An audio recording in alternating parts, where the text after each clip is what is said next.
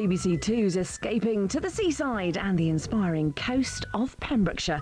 That's in half an hour after Clare Balding in the Valley of the Racehorse.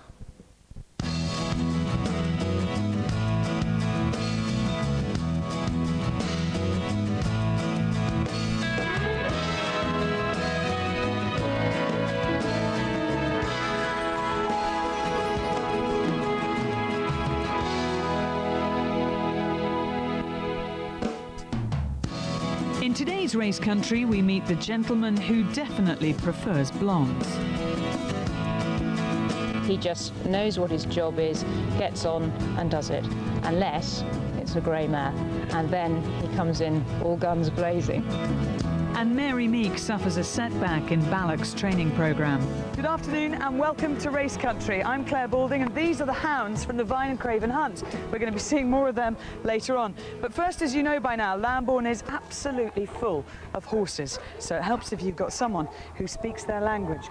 And on the outskirts of Lambourn, there's a yard with a difference. It isn't a hothouse for training or breeding racehorses like many of its neighbours, but it is the home of Britain's first ever horse whisperer. Oh, this term horse whispering got popular when the film came out with Robert Redford, and it became the buzzword.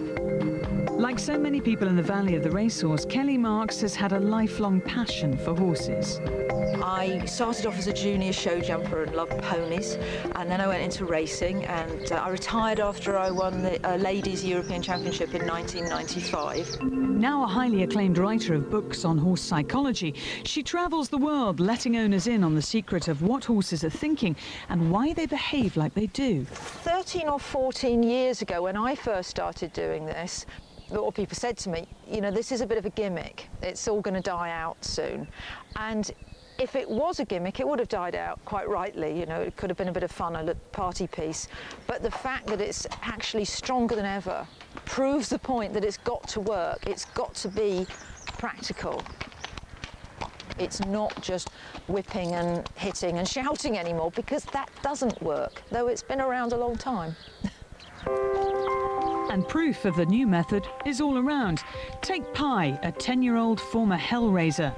Before meeting Kelly, he was so unruly and ill-tempered that he was written off as dangerous and unrideable. After she'd finished with him, Pie was good enough to perform at the Horse of the Year show.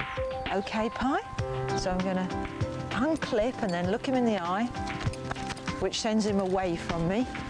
Techniques like this, known as join-up, are used to slowly gain the trust of a badly behaved horse. You see, I'm using aggressive body language, my shoulders are square, I'm looking him in the eye, and I'm pushing him on. What I'm going to do now is just change direction. It's all body language. I'm moving round the other way. Despite the Hollywood overtones and air of mystery, Kelly insists that horse whispering is just good common sense. This is part of the herd behaviour, how a mother, a lead mare, would act with the other horses in the herd, and it's body language, it's not about sounds. They don't understand English.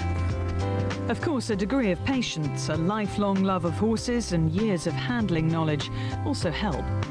It's just a fact that anyone that knows horses or knows animals knows that if you're in a bad mood, and of course you move in a certain way and you're more aggressive in your movements, the horse is going to react in a certain way.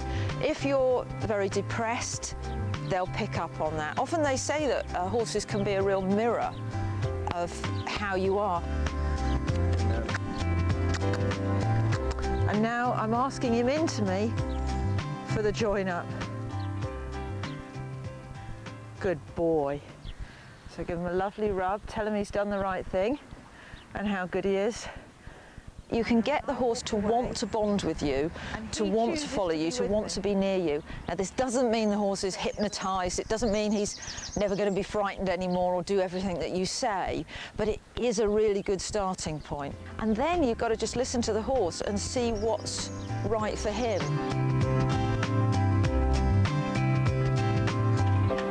Time now to put the theory to a test on a horse she hasn't met. Kelly's been called out to help a local family at their wits' end. So we're off to Eastbury today to work with a pony that won't load into the trailer, and it's one of the most common problems that people have with horses and ponies. And people say to me, oh, you know, why don't they load into a trailer? I wonder why any horse would agree to go into a small enclosed area where he doesn't know where he's going to end up. But so what I've got to do is work with the horse, get his trust, get his confidence to go in the trailer, and it's very similar with getting horses into the starting stalls as well. Alison Warwick and her daughter Anna are having a battle of wills with a very headstrong little pony. Rosie is determined that the travelling life is not for her.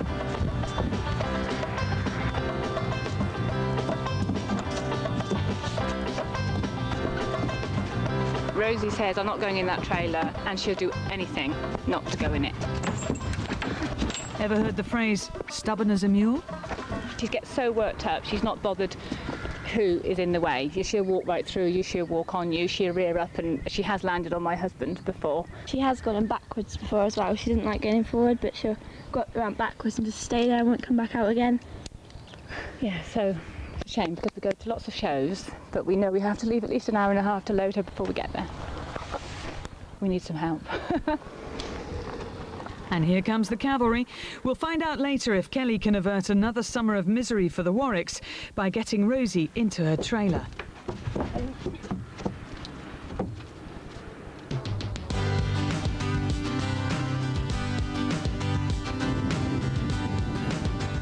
Well, as we know by now, this pocket of West Berkshire is race country through and through, but it's also hunting country, and where there's a hunt, there are hounds. There's a lot of excitement today at the kennels in Hannington. Grandad! And you, Growler!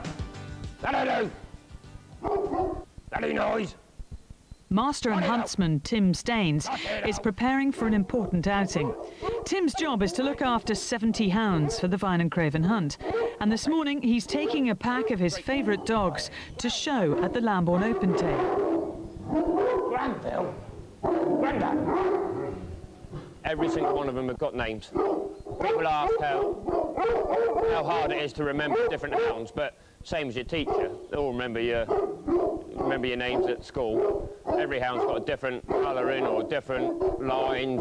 They're so easy to tell apart if you work with them 24/7. The recent hunting ban means that this will be the last time Tim goes to the Open Day, as he's decided to retire from the profession. I feel there's no future in hunting any longer. Which is a great shame to me, because I've been in hunting all my life. I'm afraid I'm one of these people that's been in hunt service, haven't got any GCSE, A levels or anything like that, so I really don't know what I'm going to do. I suppose I can go and work in Bristol Zoo or something like that.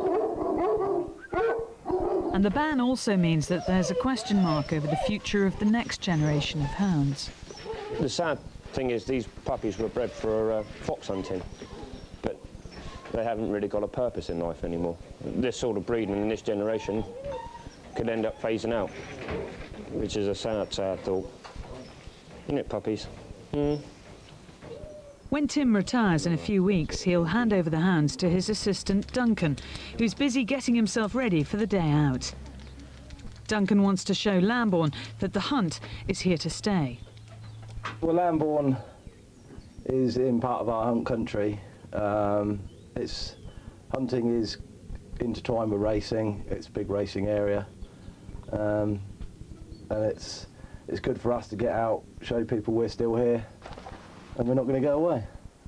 Whilst hunting foxes with hounds is now banned, the Vine Craven will continue to drag hunt, where instead of tracking and killing a live fox, the hounds follow a human who runs ahead of the pack, dragging the trail with artificial scent. A lot of people think foxhounds are vicious, but actually they're the softest things you'll ever see. And it's good for the hounds to meet people and have a bit of a trip out.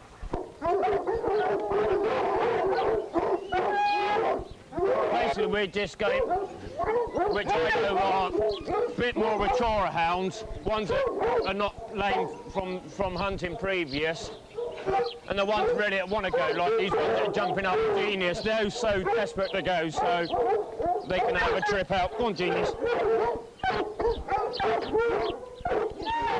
With With the best behaved hounds hand-picked to meet the public, the huntsmen head off to Lambourn. Come on, in you go. Come on, you boys. Huntsman.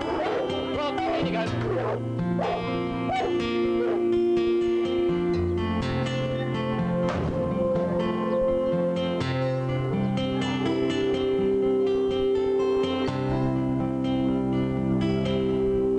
In the village, the festivities are in full swing. 7,000 people have descended on Lambourn to watch fun and games in the arena and to meet some of their favourite jockeys. Up in the field above the crowds, Tim has arrived with his hounds. Come on, Ed. Come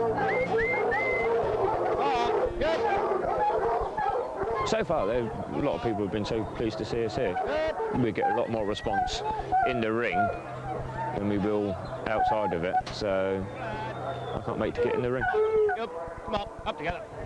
Come on, barrier. Come on, get him on, hold it. Come on, fella. Come on.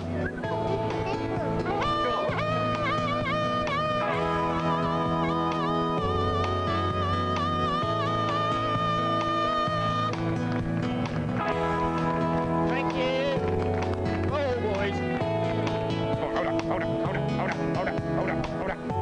Morning, sir, how are you?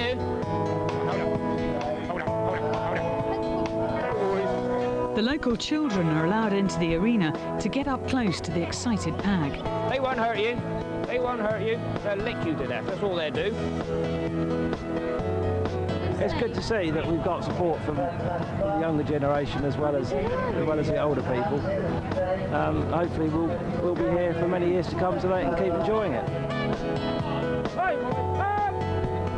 The parade has gone well, but it's a bittersweet day for Tim.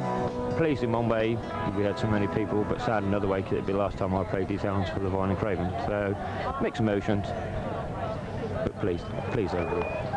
Come on! Up! Good lad! On it! Come on! Up! Come on! Up together!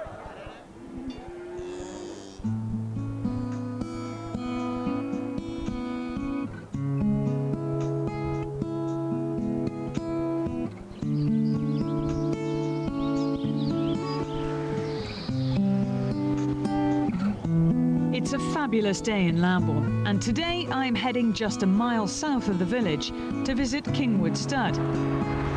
It's spread over 160 acres and is home to some very talented mums.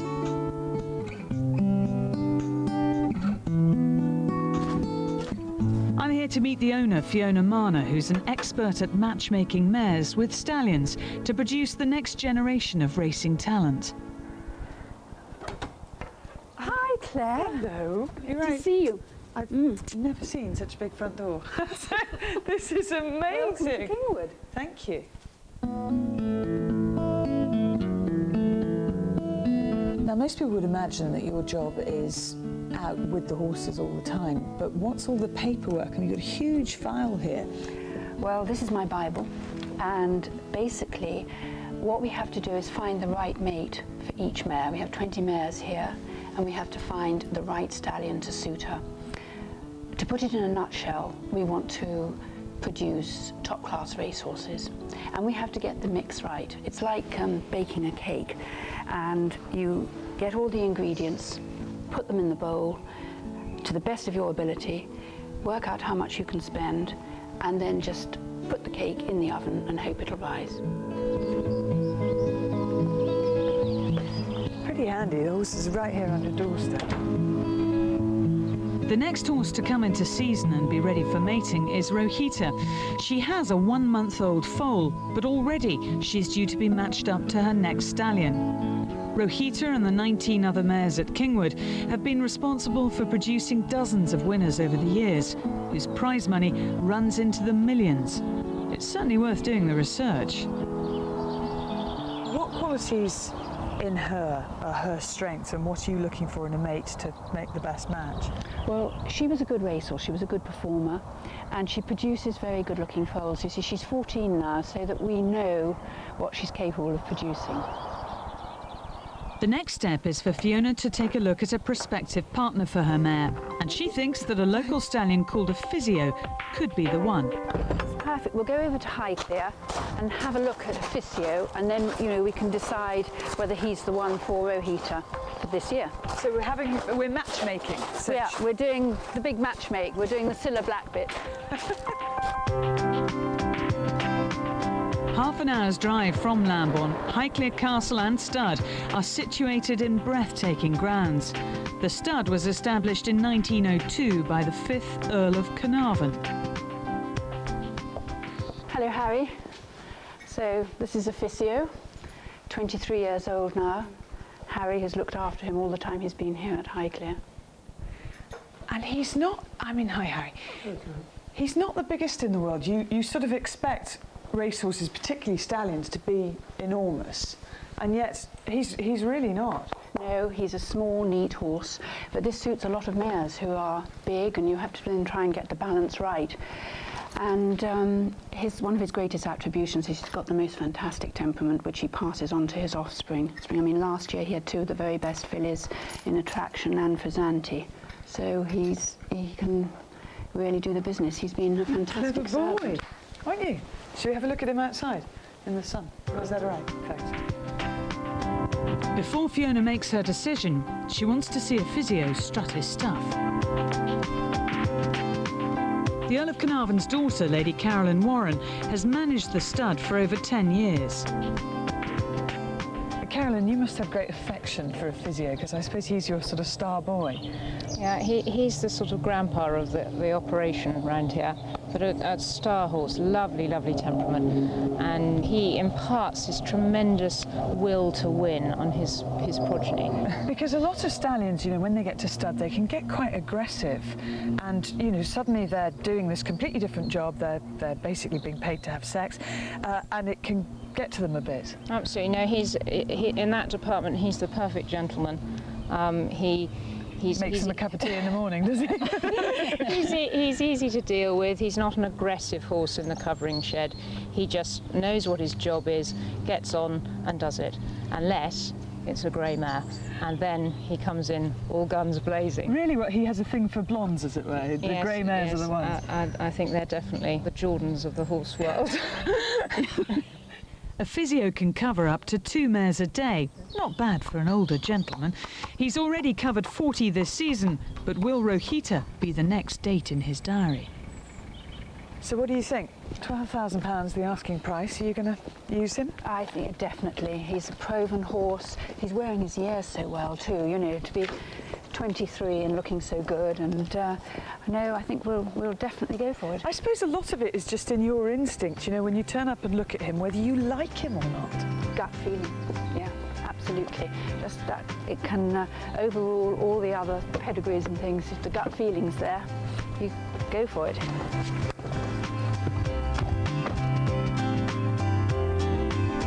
So Rohita has found her match. And who wouldn't want to get it on with a chap who lives in a place like this?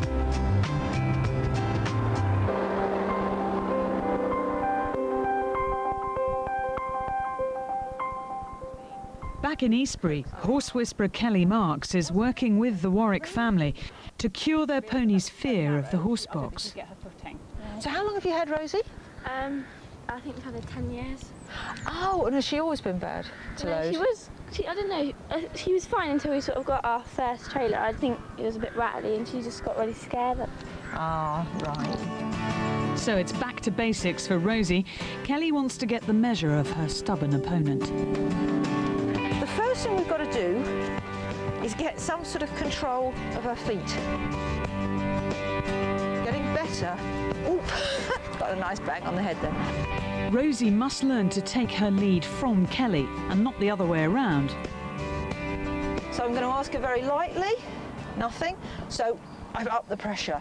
So next time I ask very lightly, I've got a good girl. I've got to give her the chance to respond. They're not on broadband. They can't just leap into action. Ask, good girl. Anna and her mum are already impressed with Rosie's response. She's listening really well and she's stopping without Kelly telling her to in the right places. Yeah, so she's already switched on to what she's been asked to do. Yeah. Yeah. Now it's time for Anna to take the reins. First of all, I'd like you to practice a little bit of leading. Okay, so you hold her here. It's not only the horse that needs to learn new tricks. Okay, so walk on. And stop. Good, and again she's leading you, so way ho. You've got to be firmer. Let's think of the attitude you want. It's not that you're going to be cross with her, but you've got to be, these are the rules. It's very important. That's it, one step and relax. Okay, we're going to make this a little bit narrower. And stop. Anna is doing well, and with Rosie's footwork well and truly under control, Kelly decides she's ready for the next big step. We're going to go towards the trailer now and start the loading process. And we can see already she's going all over the place. She might just but as soon as Rosie gets near the trailer, her stubborn streak returns and she's back to her old ways.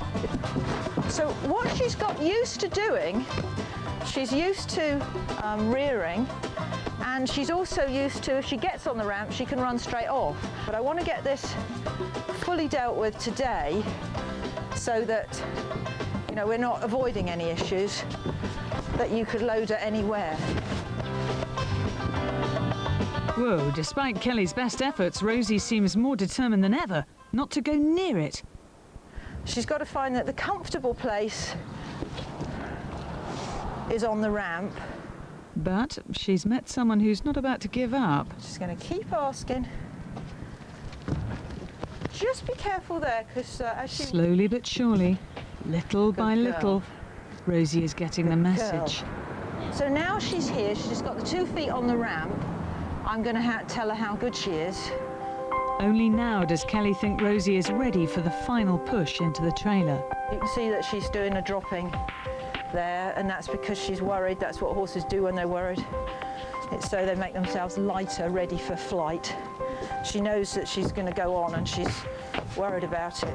Good girl. Success at last, much to Anna's surprise. It usually takes us a lot longer than this. It would have been at least another hour to do that. But because she's being allowed to do, so it's not what she wants to do, but she's being allowed to come in and go back out and come in, she's getting more confident to say, right, I'm going to stay in here now. So, I'll ask her again. Good girl. We're really pleased because this is so much quicker than what we've done it. And what Anna was saying a moment ago, the fact that normally we'll get her in, slam all the doors, she's in, and go. Are you ready to take her yourself? In just over an hour, Kelly has transformed Rosie's behaviour. But if the training is to be of any use, Anna must be able to load the pony herself. She's all yours. And then you're going to go up the trailer, up into the trailer. You've got to get there first, Anna. Ask her to wait for you, and then you take her head and the body follows. Great, well done. It's a real breakthrough after years of struggling. I'm really happy because it was so hard before, and now I've got more confidence to say, no, I'm in front of you and you're going to do what I want you to do. It's nice to see Anna doing it because we as adults have always took over because Anna's been the child. But it's nice to see Anna's done it herself, and that's going to make such a difference to Anna anyway, as in confidence. She'll take control of Rosie, I think, a lot more now.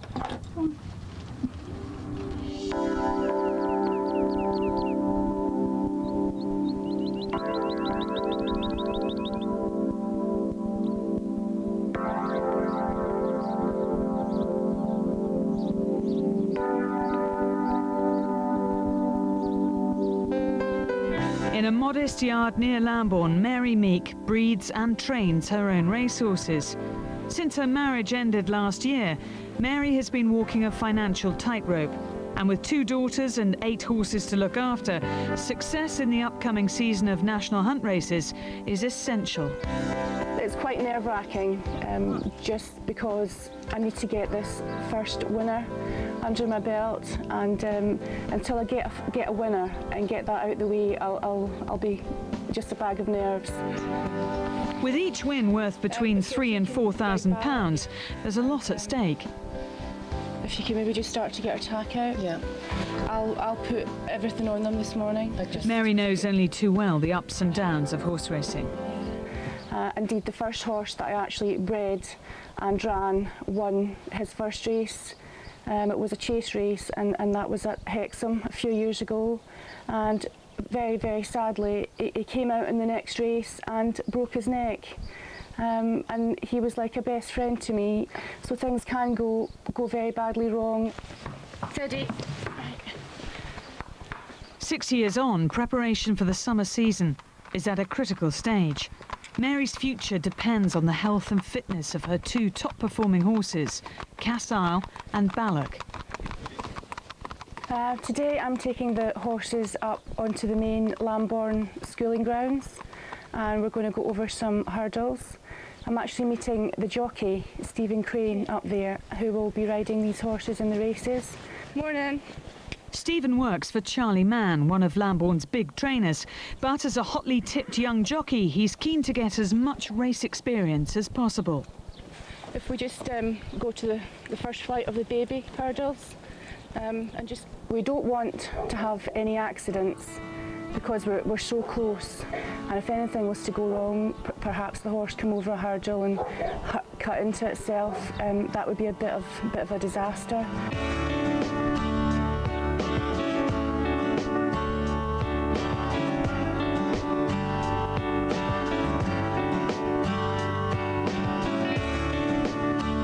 So far, so good.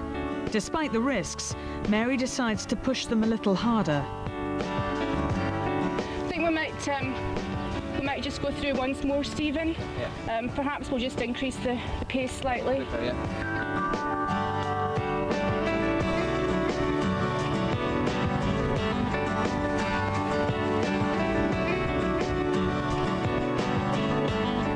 Yeah, that went really well. Really pleased with that. They're really enjoying their jumping, and we're almost perfect then.